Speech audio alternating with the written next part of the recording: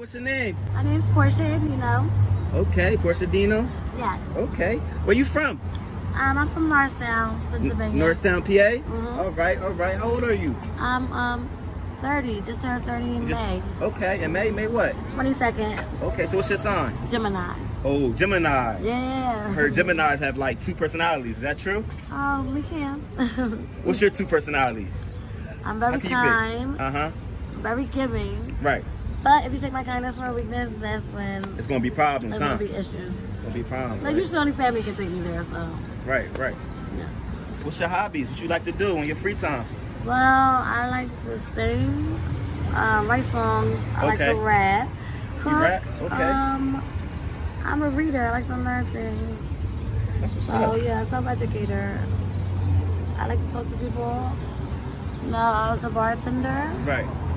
And I have a lot of other, certificates, but bartending was always one of my favorites. Yeah. Okay. That's what's up.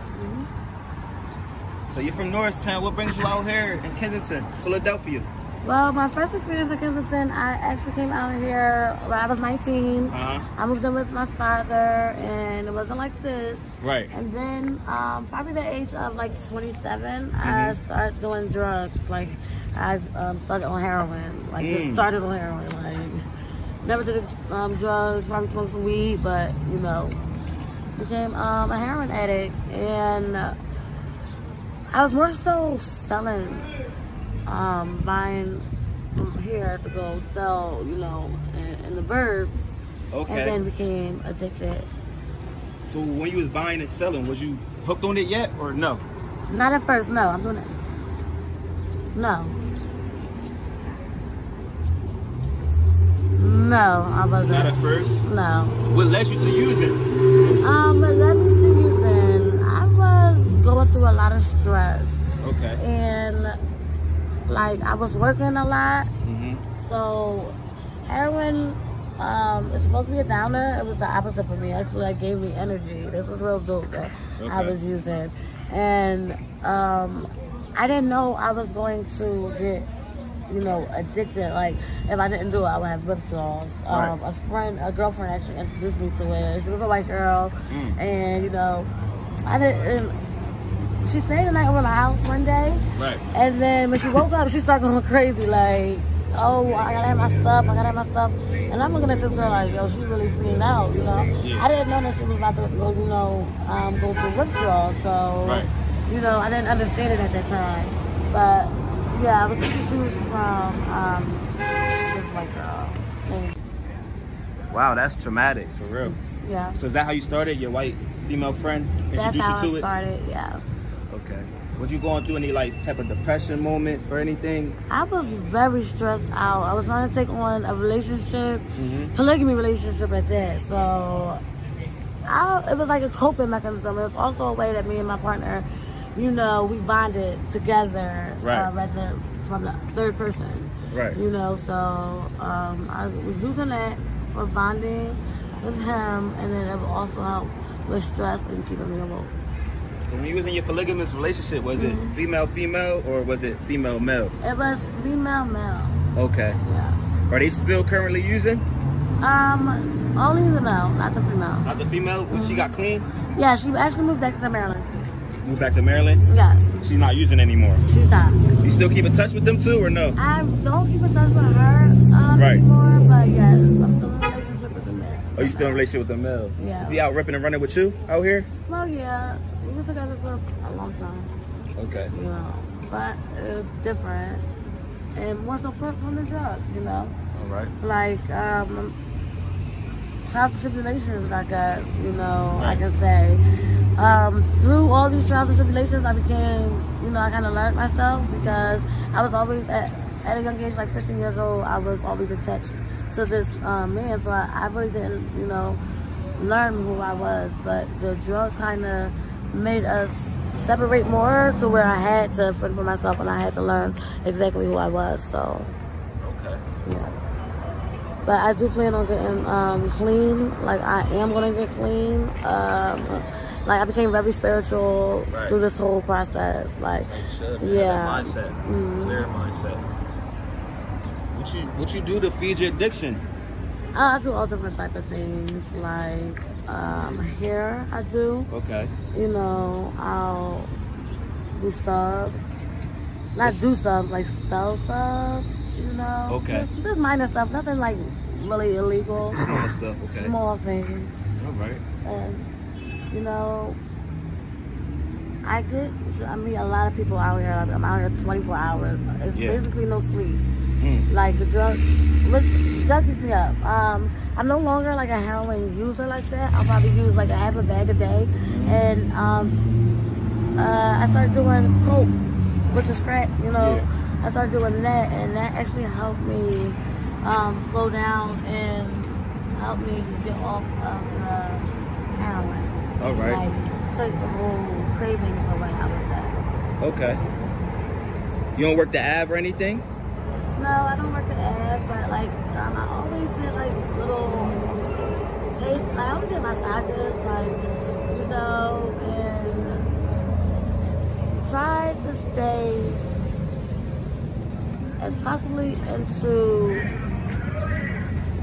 the part where I don't have to stop my coochie or something. Wait, can you repeat that? I'm sorry. I don't know. That's too hard. It's like, no. But I have to sell like vagina or like dick, like it's possible to get money.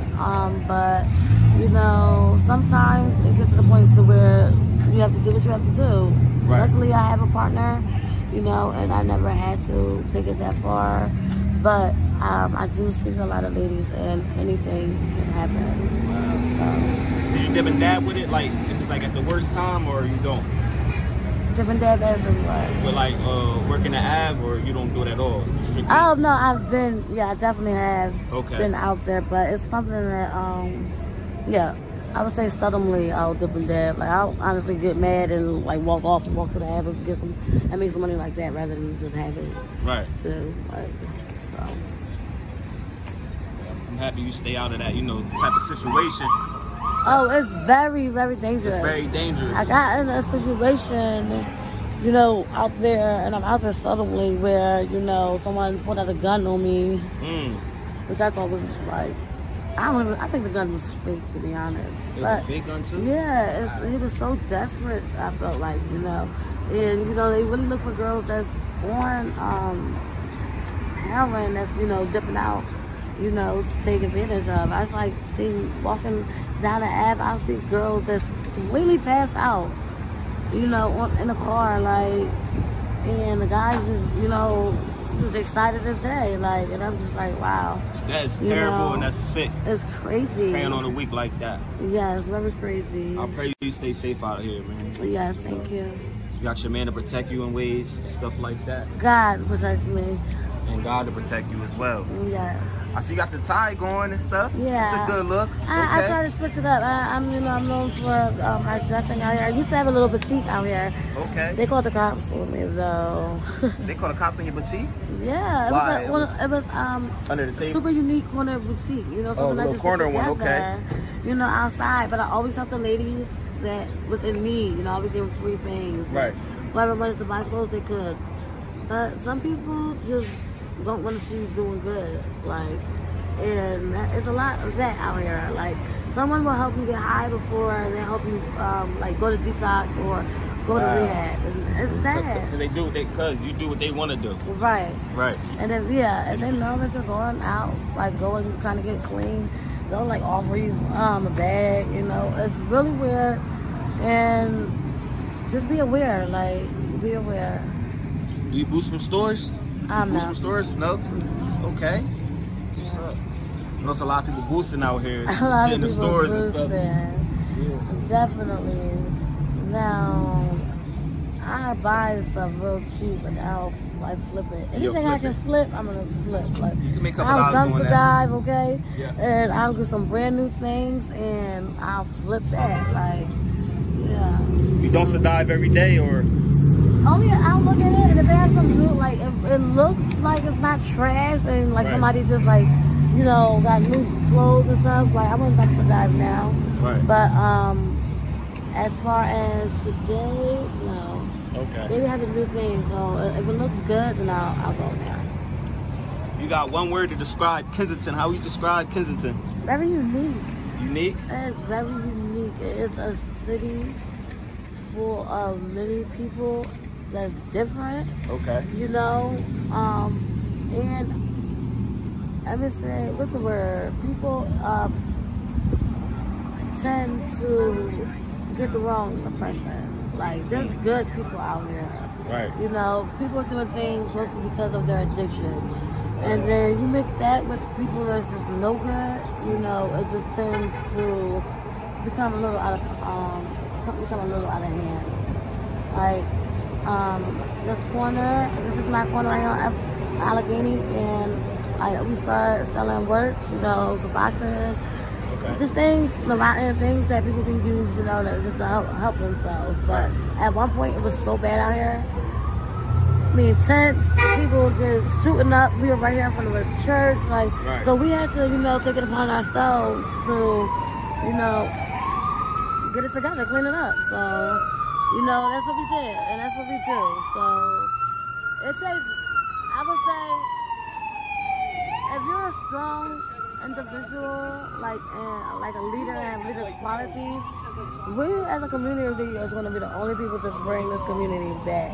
Like, it's not going to be the, you know, the police or, you know, these figures that's supposed to. It's going to be us as people, you know, and we need to take that responsibility and, you know, not dictate things, but, you know, certain things is right and certain things is wrong. So, you know, just try to encourage and help people get to the parts of where, you know, it's not so disrespectful, because children don't even play outside anymore. You know, and that's something really sad that I don't have children out here, but to see that there's children that have to be subjected to this is really sad. So, do you have children? I do. I have 4 children. Okay. And my oldest is 12. Okay. Yes, he's already 6 feet and he wears size 12 shoes. Okay. You know, I try to be honest with my children. Right. You know, they're the suburbs. I had to bring them down here so they can see that if you make certain decisions, everything's not going to be peaches and cream. Like, this is a reality, you know, because my mom, I felt like she hit me from everything. So, when I was 17, you know, I got pregnant, and it was like, all right, you know, you have to handle your own. So I just got thrown out there. So it's very important that, you know, at a certain age, children, I would say, would know. So. Where are your kids currently? With their grandmother. Grandmother? Yes, their paternal grandmother. Okay. Yeah, we have a good bond.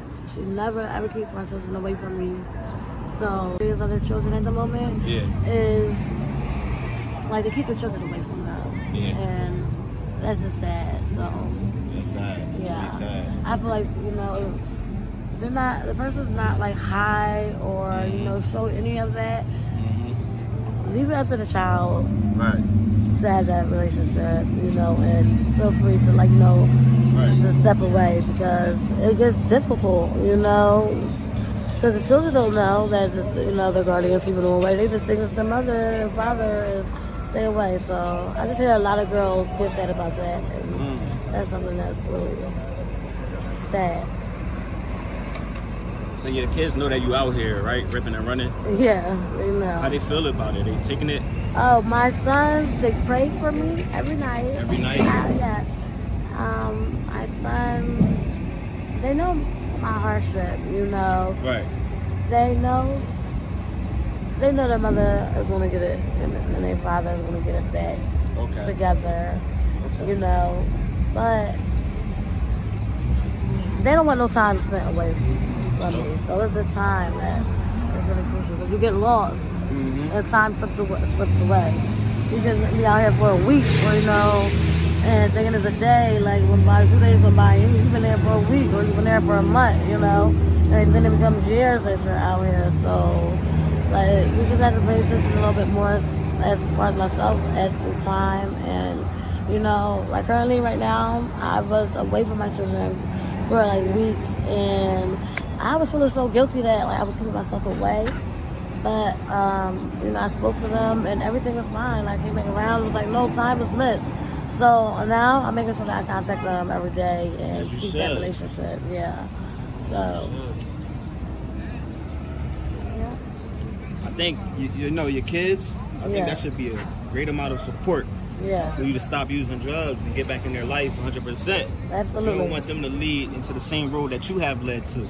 Yes. You know? Absolutely. So I think that should be a great reason to get out of this mess. Get out of this lifestyle. Great. It's rough. It's rough. And it's crazy because my father was on drugs, you know? Yeah. And I would say, I knew my dad was on drugs at probably an early age. You know, and I would never think that I would ever be on drugs. Like, you would never know what would make you get on drugs. So if you can say no to drugs. Because the first time could be a long time, you know, but you don't want to make it a lifetime. I was never the one that my family would ever think I would be on drugs, ever. So, like I said, you can say no, make sure you say no. Thank you so much for your input. Yeah. I want to say thank you. I want to say thank you for your courage, for speaking with us and the people. You know, All Time Media will be praying for you. We wish you get out of this mess, get back to your kids 100%. Like a strong queen in the making. Matter of fact, you're a strong queen right now. Okay. You know? Yes. So I feel as though you try your best. It's a mental thing. Thank you so much for the interview.